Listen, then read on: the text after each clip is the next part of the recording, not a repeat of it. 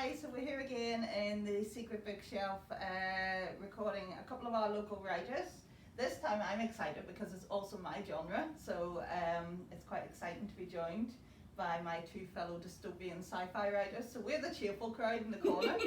If I can introduce Rachel R.B. Kelly, and yes, and R.B. Kelly and one on board, I think. Yes, R.B. Kelly plus one. At least we hope it's only one. And I'll call you Rachel for the interview. I'm not going to keep calling you RB. But Rachel's debut novel, The Edge of Heaven, is just out with Yukon Press. And also going to introduce Byddi Lee, who's come up all the way from Armagh. And her first two books have come out in the last 3 months. It's not 3 months, is it? March, April, May, June, July. 5 months. 5 months. Yeah. So that's pretty good going. Rejuvenation and Rejuvenation 2. And since I'm an author as well as the Secret Bookshelf, I haven't had a book out in ages, but what I have written is a dystopian Northern Ireland in Inishcarrick, and I have another one that I've been promising to finish for almost 2 years that's nearly finished. So we thought we would come together, and we've spent 20 minutes making sure we're socially distanced, making sure we've got the door open, making sure that everything's okay, and here we are in not quite a dystopia, but certainly Close to it. Just dystopian enough, I think. Yeah. We wouldn't So you like don't it want to get any much more? more dystopian than this. Yeah. And I suppose the first thing we were kind of thinking was, if you were to write your dystopic books again, what would you change? Apart from the toilet roll, none of us got the toilet roll. Yeah, well, I don't know if there even is toilet roll in the future, do you know? So I didn't feel the need to mention it. Okay, we'll not go there. Got little machines. No, I don't know. But you know, given I think almost more to do with the emotions of the time has been quite. You know, you're actually living it. So I suppose that's sort of what I was thinking was, what would you take from this time into your fiction? Well, I mean, I literally have a lockdown in my novel, and to be honest, as the lockdown was announced, the lockdown measures were announced, like, okay, got that right. Okay, the boring thing. I thought the boring thing was probably just me, but the boring thing turns out to be, so I think I probably would have made it more boring, because it was, you know, they have them being bored out of their tree in lockdown, but not quite as bored as, it doesn't go on for as long as ours did. So, you know, I think I probably didn't think about it in those terms. I don't think I ever really considered a lockdown that was going to last for months and months and months, but of course, why wouldn't I have considered that? Obviously that's what happens. So yeah, I think I probably wouldn't write this again, because I don't think I want to relive lockdown ever again. Notwithstanding the fact we may be going back into lockdown again in a few weeks, but yeah, I think I don't know, I feel like what I wrote I'm quite proud of, because it turns out that it wasn't far off. Now, not that I ever expected to be actually living through it, certainly not in the year I released my novel.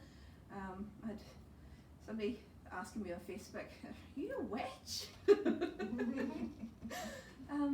But yeah, I think the emotions around lockdown for me have been primarily, well, the fear, I think it's always there, but it gets pushed to the back, because it has to. And I think, you know, part of that flows from growing up in Northern Ireland. I mean, we were sort of talking about this a wee bit. You grow up in a situation where it's not normal. Normal doesn't exist. Normal is inherently dangerous. So you can't live with that at the forefront all the time. You push it to the back and you get on with it, and you make jokes, make, you know, dark jokes about things, and you find a way to normalise abnormality, which, especially when you've never experienced normal. yes, exactly. Which is what I felt from your characters, that they hadn't experienced normal, so that was their normal. Yeah. And that's a dystopia to me. I mean, for me, a dystopia was never going to be all of a sudden a catastrophic event happened and it's what it looks like afterwards. A dystopia creeps up on you. You find yourself living in a dystopia, and you know, you probably wouldn't call it a dystopia. You ask somebody 100 years ago, you know, what this looked like, they would certainly, if they Well, they knew because of the Spanish flu. Well, yeah, that's true enough. Yes. Yeah. Which is kind of, it is kind of ironic because, you know, these things, you know, always seem to kind of revisit us. Yes. You know, there's this idea of dystopia and the future being really different, but really, is it? If you think about all our different futures, it's, you know, it boils down to people eking out their survival. Yes. You know, in your character, one of your characters needed medicine. Your big character, Inish Carrick, it started with, didn't it start with the wee fella going off to get food for his sister or something? Yeah. You know, so, you know, so it is about, and I kind of sidestepped that a wee bit because I just had Matter streamers. So we didn't have to cook or anything. See, that's utopia. Instead of dystopia. It's interesting that you were saying that yours kind of crept up on you, because I did do the You did wham do the, bam, yes. we're in a Yeah. dystopia, So did and I, we weren't. Yeah. And I think as well, you know, it's the start of it. At one point I was on a writer's place where you could do what was called the hook, and the idea behind the hook was you put this up blind, you're opening. Nobody knows who it went up by, and you don't know who's critiquing, and they just tell you at what point they stopped reading and why. Oh, wow. First 250 words. But they also tell you if you hooked them and why. And the line that hooked people was cat stew.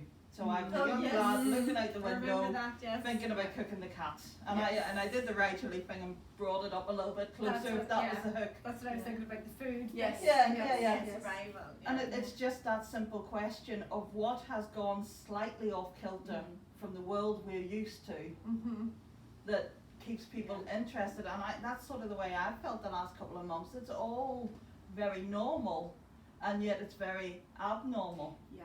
You know, it's the normality within it. Yeah. I think if I was changing anything, I would change the dates. Yeah. I would bring them much closer. So I think in one of my first, you know, when I first started writing it, which was maybe 6 years ago, I think I had the Mentor War happen in 2023. Okay. Which is 3 years from now, So who's got alien invasion in 2023? And Just give up doing the bingo. It's just there's no point anymore. But I pushed that forward to 2034, which seems like a very long time away, but it's not. And the actual book takes place and it jumps forward again to 2050 something, 53 I think.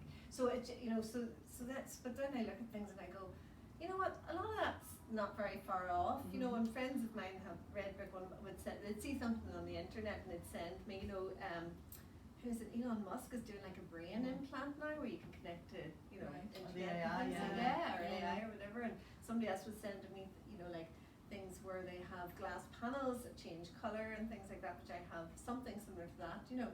So maybe I was too far ahead. You know, maybe that stuff's coming closer, and hopefully not the alien attack. I mean, I suppose that is a question that comes up to me a lot as a sci-fi writer, is are we getting to the place where sci-fi doesn't have anywhere to go? Have we invented most of the sort of tech, or thought about the tech, or thought about it's possible? You see, that's where I love the concept of solarpunk.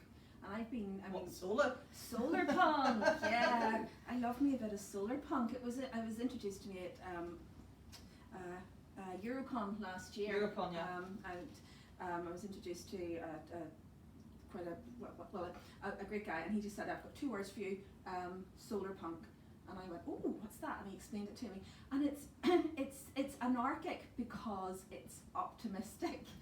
it honestly, and I think it is going to be huge. And I think it's certainly once we have survived a dystopia, and you know, fingers crossed, you know, once we've survived a dystopia, cyberpunk, it's not anarchic anymore. Yeah. So yeah, I'm looking to solarpunk, and I'm not sure as a dystopian writer it's going to be a natural fit for me, but I love it. So it's the idea that, you know, humanity survives and we get better at being humans, and how that might look when we move from this kind of capitalist, every man for himself society to a cooperative society that's had to learn to cooperate Yeah. to survive, and the world looks different, and human relationships look different, and technology looks different, because it's technology that's not geared towards capitalistic purposes. It's technology that's geared towards humanistic purposes, and it's absolutely lovely. So I could just hear my writing group now going, where's the conflict? well, that is that, and that's for me is the difficulty. Yeah. Every time I've tried You to write need Solarpunk, conflict. Yeah. where is the conflict? Yeah. And it does seem to be much more, the stuff that I've connected with has been really character driven, Mm. but maybe not quite as plotty, because where does the conflict flow from whenever everybody's being nice to each other? Well, that was the problem I had, because Yeah. my original idea came from like, what would happen if we all got younger? Wouldn't that be great? And it would be great, but nobody wants to really read about that because there's no conflict, so you Yeah. have to bring something in Yeah. there that makes it not so great. Yeah. So yeah. Yeah, I mean, I'm trying to imagine, sort of a story like that, and what you're describing of people all being nice to each other basically is my dystopia, where I'd have to agree. It's a bit like, The Good Place, Yeah. where they're all so nice that it actually becomes the conflict. So I think Stepford there's, wives. I think there's room for a little bit of playing around with I know. that. I think once a dystopian writer, one can never go fully sort of Solarpunk, but we can have a go at rehabilitating ourselves, possibly. Well, I mean, I was talking on a forum this morning, and one of the things that came up was, the question actually was, how nasty are you to your characters? To me, who's destroyed yeah. most of Yeah. her characters. And what I was trying to explain was, it's not about the destruction, it's about the hope that comes out of that at the end. And a lot Yeah. of dystopia is not about enjoying the world being destroyed, it's actually about human resilience. How we fix Yeah. what's been broken. Yeah. Yeah. How do we retain our humanity, really, in the face of Yes. Yeah. Yeah. of devastation? Definitely. Yeah, and I mean, you're pregnant in the middle of all this here. I mean, has that? This is just my timing. Hey, I opened a shop at the start of it, so yeah. I got married 5 days after the Brexit vote, pregnant in a pandemic, so, But has it? Retire. just anytime you see me having a major life event, run for cover. Has it felt different to your first pregnancy, Oh, the whole God, yeah. lockdown sense? Absolutely, yeah. I mean, quite apart from the practical stuff, I'm on my own every time I go to the hospital, so Yeah. but quite apart from that, it's what kind of world is she going to be born into? She's going to tell people, when were you born? 2020? Like, oh. I know, Do you know? imagine. Yeah. So yeah, it's been a really interesting year to be having life events, and again, there's one finds oneself without one's village. The village that you need Yeah. to have. I'm glad this isn't my first. Put it that way. I think I would have been heartbroken to have missed out on so much of that experience. But Because you do go into these things with a great expectation of what it's going to be like. absolutely, and it's nothing like what it you think it's going to be. Yeah, but it's been yeah. changed irrevocably. Yes, absolutely. If you feel maybe cheated and it's taken away from you. Yeah. Yeah, no, it's not. It can't be easy. It's one of those years. One of those years. It's an interesting thing today. On social media doing the rounds is a photograph from the Californian fires. I don't know if you've seen it. I posted it. Yeah, it was it you I Yeah. picked it up from. Yeah. Because I will be honest, we were all good friends as well. We know each other through Women Aloud. We know each other through the science fiction conventions. Rachel and I have done many panels together. Byddi and we've done at least one and more planned. Yeah. We're all involved in that scene. But the picture that was up showed on one side a picture saying COVID, keep your distance. Yes, I saw Oh, that yeah. one. Yes. And on the other Yeah. side, the fires from California were burning and nearly taking the sign out. And you're saying about worrying about the world your child comes out to. I have a 20-year-old and a 15-year-old, and you do look. And I think to a certain extent, COVID has taken our focus away from what else is happening in the world. Absolutely, and I mean, you talk about dystopian hellscape bingo. it's just like every day, you know, my husband has a little alert on his phone that does the BBC chime whenever breaking news happens. Oh, no. I know every time it goes off I go, oh God, what now? Yeah. What now? Murder hornets. Murder hornets, yes. And you know, catastrophic explosions in the Middle East. I and know. It's just, Yeah. you're afraid to turn on the television. Do we know too much about what's going on in the world? Because Have we got too much information Yeah, streaming? yeah. And that could be part of it, because there was always things happening. Always, We yeah. just weren't hearing about Yeah. it as quickly, you know. And I do remember yeah. reading that the world is generally trending good.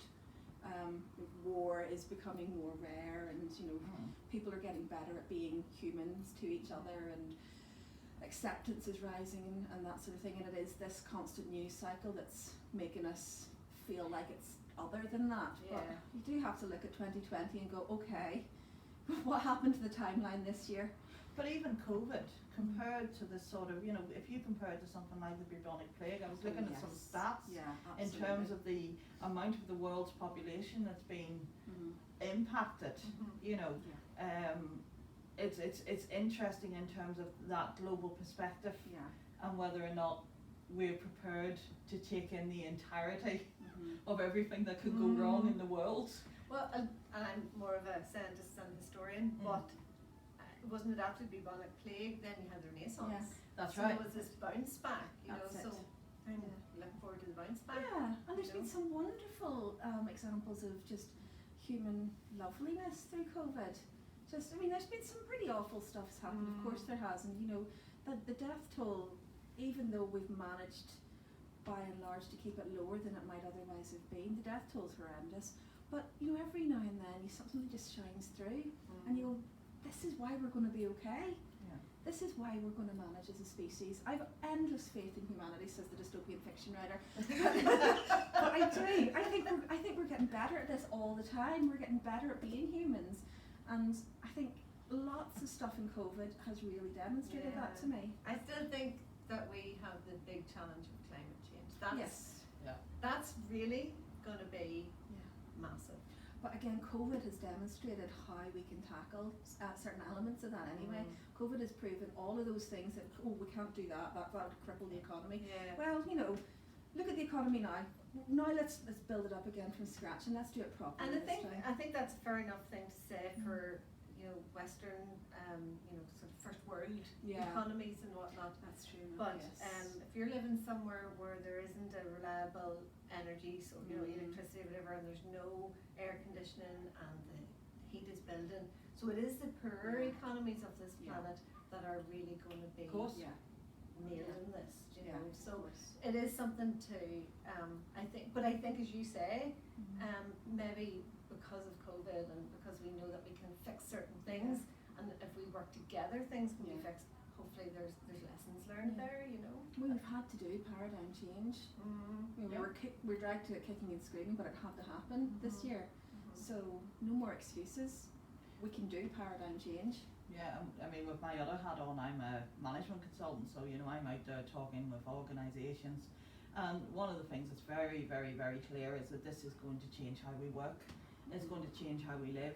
I think there will be a move away from cities into and local communities. That will help the environment. Yes, it will help the environment, and Remote that's a good working. thing. Which is, so we were getting on top of say the plastic issue, but that's kind of gone to the wayside with COVID. But I think we might have been winning some points on the carbon issue, so the carbon footprint sort of thing, carbon consumption. So it's When you look at those images of dolphins in the Venetian canals. I know. And, you see the Himalayas and the LA. Air pollution has gone LA down. without smog. Yeah. And although with the fires. well, of the bad example this week.